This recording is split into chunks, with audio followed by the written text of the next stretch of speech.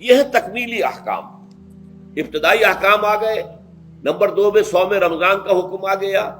Number 3 پر ہوا کیا تھا کہ جب روزوں کا حکم دیا گیا تو چونکہ مثال آپ نے رکھی تھی یہود کی کہ یہود جو ہے عاشورہ کا روزہ رکھتے ہیں تو ہم بھی کیوں نہ رکھیں، مسلمانوں تم بھی رکھو.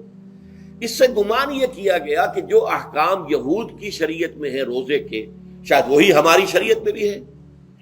اور ان کی شریعت میں یہ تھا کہ رات کو سو گئے تو روزہ شروع ہو گیا، اور وہ روزہ اب نہ کوئی سحری ہے نہ رات میں کے دوران کوئی میاں اور بیوی جو ہے وہ ہم بستری کر سکتے ہیں، بلکہ یہ کہ وہ روزہ صبح سے لے کر پھر جب رات کے بعد صبح آئے گی، صبح سے پھر دوپہر اور شام اور غروب آفتاب پر جا کر روزہ ختم ہوگا.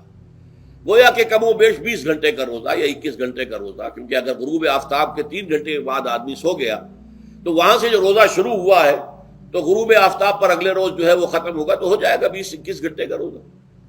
یہ روزے کا حکم لوگوں نے سمجھا، اس کی صراحت کوئی نہیں تھی. لیکن لوگ جو ہے چونکہ صراحت منفی بھی نہیں تھی مثبت بھی نہیں تھی، لہذا وہ رات کے وقت میں جب دن ہوتے تھے روزوں کے، ان کی راتوں میں وہ اپنی جو بھی ایک طبعی ضرورت ہے جو ہم بستری ہے میاں اور بیوی کی، شوہر اور بیوی کی، وہ کر گزرتے تھے.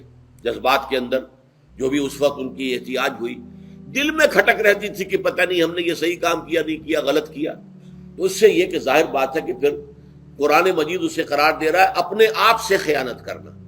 جب انسان اپنے ضمیر کے خلاف کوئی بات کر رہا ہو تو چاہے وہ بات صحیح ہے لیکن وہ اسے گناہ سمجھ کے کر رہا ہے تو اس نے تو گناہ کیا، وہ اپنے آپ سے تو خیانت کر رہا ہے.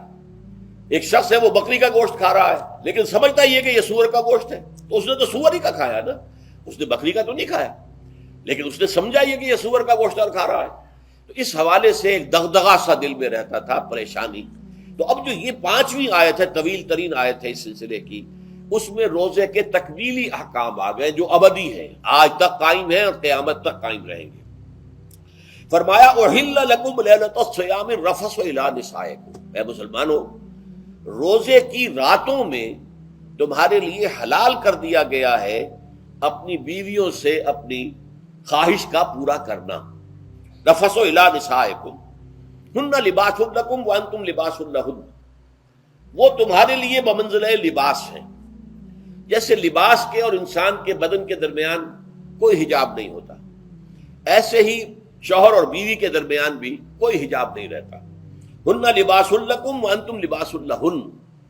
اور ویسے بھی ایک معنی میں کہ جیسے لباس آپ کو گرمی کی شدت سے بچاتا ہے، ورنہ ہو سکتا ہے کہ تیز دھوپ جو ہے جو عرب میں ہوتی تھی وہ تو آپ کی کھالوں کو جلا دے، تو یہ حفاظت کا ایک ذریعہ بھی ہے. اسی طریقے سے شوہر کے لیے بیوی اپنی عفت و عصمت کو برقرار رکھنے کے لیے ایک ذریعہ ہے کہ کہیں حرام میں منہ نہ مارے، بیوی موجود ہے، حلال ذریعے سے اپنی خواہش پوری کرے.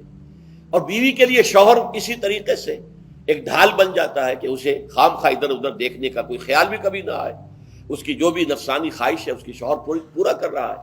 تو اس اعتبار سے بھی ہن لباس لکم وانتم لباس لہن.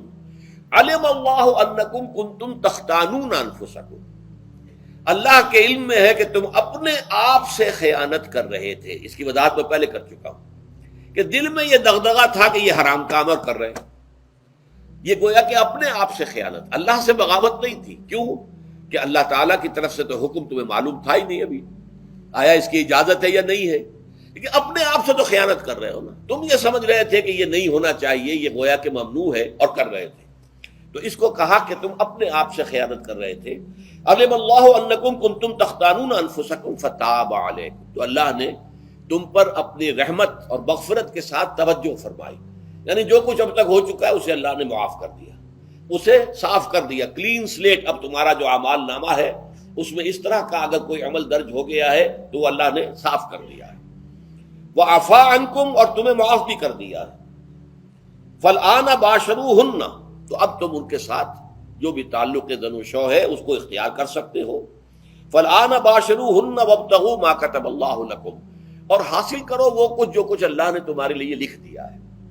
یہ تعلق زن و شے سے 2 چیزیں ہیں کہ جو مقصود ہیں. ایک تو سب جانتے ہیں اولاد، ہر انسان کی خواہش ہوتی ہے کہ میری نسل کا تسلسل باقی رہے. لیکن نمبر 2 ایک شے اور ہے، قرآن مجید میں بیان کیا گیا، بولے تسکنو الیہا، اس میں ایک سکون ہے، اس میں جو بھی عمل ہے مباشرت کا، اس میں ایک اعصابی طور پر سکون کی کیفیت انسان کو حاصل ہوتی ہے، تو یہ بھی مطلوب و مقصود ہے۔ تو ما کتب اللہ لکم، تمہارے لیے اللہ نے اس میں ایک تو اولاد کا معاملہ رکھ دیا ہے، اور ایک تمہارے لیے سکون کا، لتسکنوا الیہا، تاکہ تم ان کی طرف توجہ کر کے سکون حاصل کرو۔